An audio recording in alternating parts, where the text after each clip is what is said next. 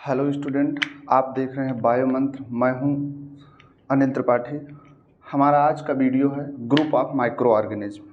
Group of micro organism, इसके पहले जो हमारा लेक्चर हुआ था इसी क्रम में, वो था माइक्रोबायोलॉजी क्या है एंड माइक्रोबायोलॉजी के कौन कौन से इरा हैं, अर्थात प्राचीन समय से अब तक लेकर के माइक्रो ऑर्गेनिज्म को कितने समूहों में विभाजित किया गया है। ठीक है, तो आज का जो हमारा लेक्चर है वो है group of micro organism. Micro organism थोड़ा सा रिकॉल कर लेते हैं। हमने पहले बताया था प्रीवियस लेक्चर में कि ऐसे जीव जो बहुत ही सूक्ष्म होते हैं या जो हमें नेक्ड आई से नहीं दिखाई देते, उन्हें माइक्रो ऑर्गेनिज्म कहा जाता है। माइक्रो ऑर्गेनिज्म ऐसे जीव होते हैं जिनको माइक्रोस्कोप की सहायता से देख सकते हैं। माइक्रो ऑर्गेनिज्म को अलग अलग डिफरेंट काइंड ग्रुप में डिवाइड किया गया है। मुख्य रूप से माइक्रो ऑर्गेनिज्म को 5 ग्रुप में डिवाइड किया गया है। जैसा कि आप देख रहे हैं, माइक्रो ऑर्गेनिज्म को 5 ग्रुप में डिवाइड किया गया है। पहला ग्रुप है वायरसेस, दूसरा है बैक्टीरिया, तीसरा है आर्किया, चौथा है फंजाई और पांचवा है प्रोटिस्ट।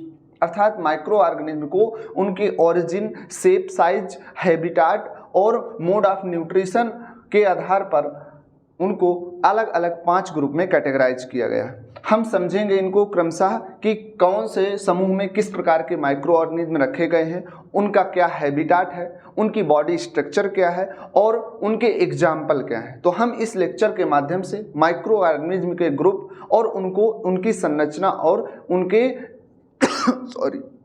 उदाहरण के सहित समझेंगे। पहला ग्रुप है माइक्रो ऑर्गेनिज्म का, वो है वायरसेस। वायरसेस ऐसे टिनी या सूक्ष्म जीव होते हैं, जीव ना कह करके वास्तव में क्या होते हैं, लिविंग और नॉन लिविंग के बीच की कनेक्टिव लिंक होते हैं, क्योंकि इनमें लिविंग और नॉन लिविंग दोनों के कैरेक्टर पाए जाते हैं। वायरसेस सबसे स्मॉल माइक्रोब हैं। क्या है ये? सबसे स्मॉल माइक्रोब हैं, अर्थात ये सबसे छोटे जीव हैं जिनकी ओरिजिन सबसे अर्लियर हुई। इनकी जो संरचना होती है वायरस के, वो 2 चीज़ों से मिलकर के बनी होती है। अर्थात इनमें जो बॉडी होती है उनमें कोई ऑर्गेनाइजेशन होता है और ना तो ये सेल की परिभाषा को पूरा करते हैं। अर्थात जो वायरस होते हैं इनकी जो बॉडी स्ट्रक्चर है वो कैप्सिड प्लस डीएनए अथवा आरएनए, अर्थात जो वायरस होता है 2 चीज़ों से मिलकर के बना होता है। उस वायरस में प्रोटीन की कवरिंग तथा जेनेटिक मटेरियल होता है। ये जेनेटिक मटेरियल या तो डीएनए के रूप में होता है या फिर आरएनए के रूप में होता है। ये आपको याद रखना है। वायरस की ये विशेषता है, जिस वायरस में डीएनए होगा उसमें आरएनए नहीं होगा और जिसमें आरएनए पाया जाता है उसमें डीएनए नहीं पाया जाता, अर्थात वायरस में एक ही जेनेटिक मटेरियल पाया जाता है। आप जानते हैं वायरसेस क्या है? सबसे छोटे जीव हैं। ये विभिन्न प्रकार की बीमारियों को उत्पन्न करते हैं। जैसे आपने कुछ कॉमन बीमारियों के नाम सुने होंगे, जैसे आपकी पोलियो डिसीज है, वो किससे होती है? वायरस से होती है। आपकी जो कोरोना डिसीज अभी हाल ही में हुई है वो किससे हुई है? कोविड-19 डिजीज किससे हुई है? कोरोना वायरस के कारण हुई है। तो प्रकृति में ऐसे लाखों वायरसेस पाए जाते हैं जो ऑर्गेनिज्म में बीमारी उत्पन्न करने के लिए रिस्पॉन्सिबल होते हैं। जो दूसरा ग्रुप है सूक्ष्म जीवों का, माइक्रो ऑर्गेनिज्म का, उसके अंतर्गत बैक्टीरिया को रखा गया है। बैक्टीरिया और आर्किया वास्तव में क्या है, इनको दोनों को एक साथ पैरेलल समझेंगे, क्योंकि जो बैक्टीरिया है ये और आर्किया ये ओरिजिन में प्रोकैरियोटिक होते हैं। कैसे होते हैं? प्रोकैरियोटिक होते हैं। थोड़ा सा यहाँ प्रोकैरियोटिक और यूकैरियोटिक को डिफाइन करेंगे। प्रोकैरियोटिक और यूकैरियोटिक में मेन डिफरेंस ये है कि प्रोकैरियोटिक ऐसे जीव होते हैं जिनमें न्यूक्लियस एब्सेंट होता है तथा मेम्ब्रेन बाउंड सेल ऑर्गेनेल्स नहीं पाए जाते हैं। तो बैक्टीरिया और आर्किया में जो सेलुलर स्ट्रक्चर होती है वो सिंपल होती है। इनमें जेनेटिक मटेरियल किस फॉर्म में होता है? सर्कुलर फॉर्म में होता है, अर्थात जो डीएनए होता है या जेनेटिक मटेरियल वो गोलाकार होता है और इनमें कोई भी सेल ऑर्गेनेल्स मेम्ब्रेन बाउंड नहीं पाया जाता है। ठीक है, थोड़ा सा बैक्टीरिया देखते हैं। बैक्टीरिया जो होते हैं सिंपल कैसे माइक्रोस्कोपिक जीव होते हैं। पृथ्वी पर जो पहले एक कोश की जीव बने उन्हें उस ग्रुप को क्या कहा गया? बैक्टीरिया कहा गया। बैक्टीरिया हमारे लिए हार्मफुल और बेनिफिशियल दोनों होते हैं। बैक्टीरिया के हमने अभी बताया कि जो बैक्टीरिया की संरचना होती है उसमें इसमें क्या होती है? सेल वॉल होती है, ठीक है। कुछ बैक्टीरिया में मूविंग ऑर्गन जैसे फ्लैजला पाए जाते हैं, ठीक है। इसमें जो डीएनए होता है कैसा होता है? न्यूक्लियोइड के रूप में होता है, ना कि न्यूक्लियस के अंदर पाया जाता है। ये ध्यान रखेंगे हम लोग। फिर इसके बाद अगर देखते हैं इसमें, तो अभी हमने बताया कि इसमें कोई भी मेम्ब्रेन बाउंड सेल ऑर्गेनेल्स नहीं होता। माइटोकॉन्ड्रिया के काम को पूरा करने के लिए इनमें मीजोसोम पाया जाता है। साथ ही साथ इनमें राइबोसोम भी क्या होता है? 70s प्रकार का उपस्थित होता है। तो जो दूसरा ग्रुप है वो बैक्टीरिया है।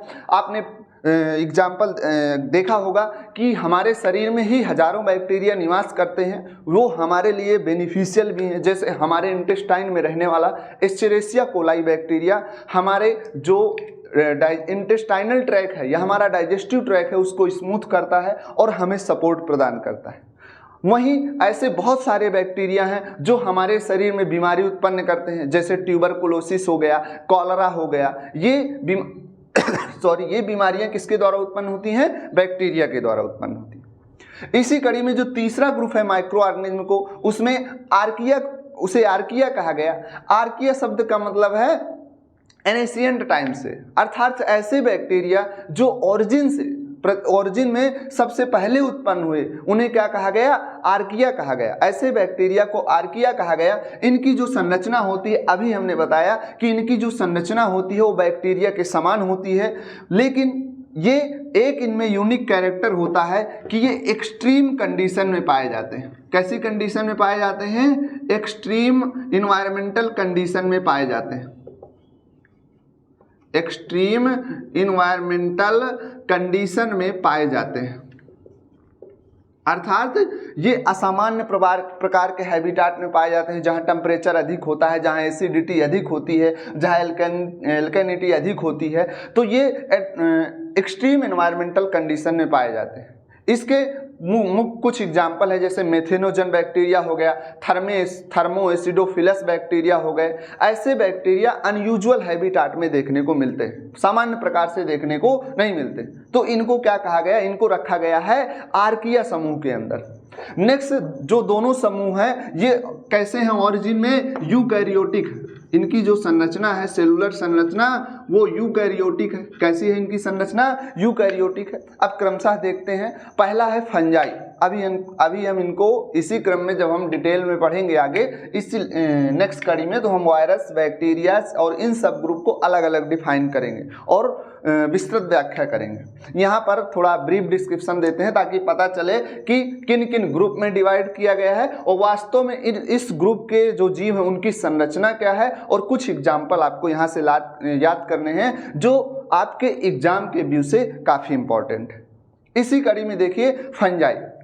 फंजाई क्या होते हैं? इनको क्या कहा जाता है? कवक कहा जाता है। क्या कहा जाता है हिंदी में? इनको कवक कहा जाता है। ये कैसे होते हैं? यूकैरियोटिक होते हैं। अर्थात ऐसे जीव, थोड़ा सा इसको परिभाषा समझेंगे कि अर्थात ऐसे जीव जिनमें विकसित केंद्रक पाया जाता है या डेवलप्ड न्यूक्लियस उपस्थित होता है, उन्हें यूकैरियोटिक ऑर्गेनिज्म में रखा जाता है।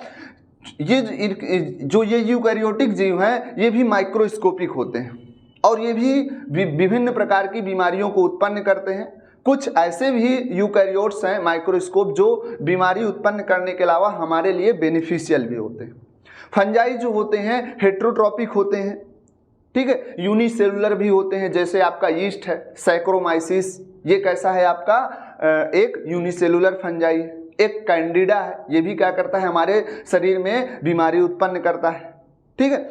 इसके अलावा ये जो होते हैं फंजाई जो होते हैं, इनकी बॉडी स्ट्रक्चर, अगर ये मल्टी सेलुलर हैं तो ये हाइफी के रूप में पाए जाते हैं या कवक जाल के रूप में पाए जाते हैं। आप सब लोगों ने अगर अचार देखा, अगर अचार खराब हो जाता है तो अचार में रेसे जैसी संरचना बन जाती है। ये संरचना किसकी होती है? फंजाई की होती है। तो जो आपका फोर्थ ग्रुप है वो कौन सा है? फंजाई है, और इसमें माइक्रोस्कोपिक फंजाई को रखा गया है। नेक्स्ट आपका ग्रुप है प्रोटिस्टा। या प्रोटिस्ट, ऐसे सूक्ष्म जीव जो इसके अंतर्गत जब क्लासिफिकेशन किया गया तो इसमें ना तो प्लांट को रखा गया, ना तो एनिमल को, ना तो कह सकते हैं कि ये प्रॉपर फंजाई ग्रुप है। इसमें कुछ एल्गी आते हैं, कुछ ये यूनिसेलुलर एल्गी आते हैं, कुछ इसमें यूनिसेलुलर फंजाई आते हैं,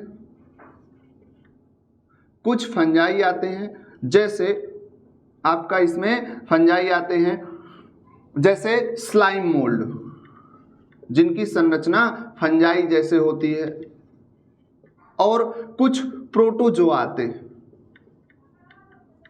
कुछ प्रोटोजोआते या प्रोटोजोआते हैं, यूनिसेलुलर प्रोटोजोआते हैं। तो प्रोटिस्टा के अंतर्गत एल्गी, कुछ फंजाई जैसी संरचना जैसे स्लाइम मोल्ड और प्रोटोजोआ को रखा गया है। ये भी कैसे हैं, काफ़ी हार्मफुल होते हैं। प्रोटोजोआ तो आपको पता होगा, प्रोटोजोआ से काफ़ी सारी बीमारियां उत्पन्न होती हैं। जैसे एक कॉमन डिसीज है जो यहाँ देखने को मिलती है, मलेरिया। जो मलेरिया डिसीज है वो किसके द्वारा होती है, एक प्रोटिस्टन या प्रोटोजोअन समूह से जो जीव है उसका नाम है प्लाज्मोडियम, उसके द्वारा उत्पन्न होती है। इसी प्रकार दूसरी भी बीमारियां हैं, जैसे आपका दूसरी प्रोटोजोअन बीमारियां हैं, वो भी किससे उत्पन्न होती है, प्रोटिस्टन से उत्पन्न होती हैं। तो ये आपका क्या है, नेक्स्ट ग्रुप है। तो इस तरह से हमने देखा कि जो माइक्रो ऑर्गेनिज्म हैं उनकी संरचना या ऑरिजिन के आधार पर 5 ग्रुपों में डिवाइड किया गया है। पहला है वायरस, दूसरा बैक्टीरिया, तीसरा आर्किया, चौथा फंजाई और 5वां प्रोटिस्ट।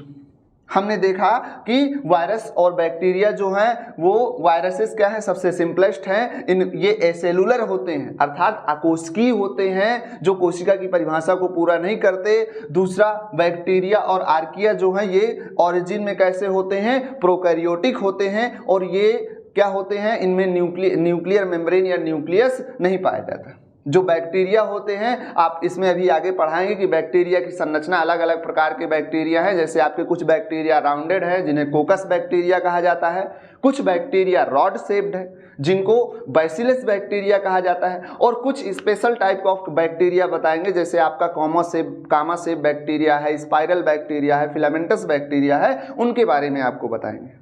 नेक्स्ट है आर्किया में हमने बताया कि आर्किया में ऐसे जीव आते हैं, ये भी बैक्टीरिया के जैसे ही होते हैं ओरिजिन में, लेकिन ये अनयूजुअल हैबिटाट में देखने को मिलते हैं। नेक्स्ट ग्रुप है फंजाई। हमने बताया फंजाई में फंजाई जो संरचना कैसी होती है, फंजाई हमारे शरीर में बीमारियां भी उत्पन्न करते हैं। तथा लास्ट ग्रुप है आपका जो माइक्रो ऑर्गेनिज्म का, उसे प्रोटिस्ट कहा गया। उसमें कुछ एल्गी आपके यूनिसेलुलर, कुछ फंजाई यूनिसेलुलर, और जैसे स्लाइम मोल्ड, और कुछ प्रोटोजोआ आते हैं। तो इस तरह से हमने ग्रुप ऑफ माइक्रो ऑर्गेनिज्म के एग्जाम्पल भी इनके देखे और इसको समझा। ठीक है, अगली कड़ी में अब हम इनके क्लास वाइज या इनका जो ग्रुप है इसको ग्रुप वाइज क्लासीफाई करेंगे। Thank you. अगर आपको हमारा लेक्चर अच्छा लगा हो तो चैनल को शेयर करें, सब्सक्राइब करें और बेल आइकन वाली बटन को दबाएं। धन्यवाद।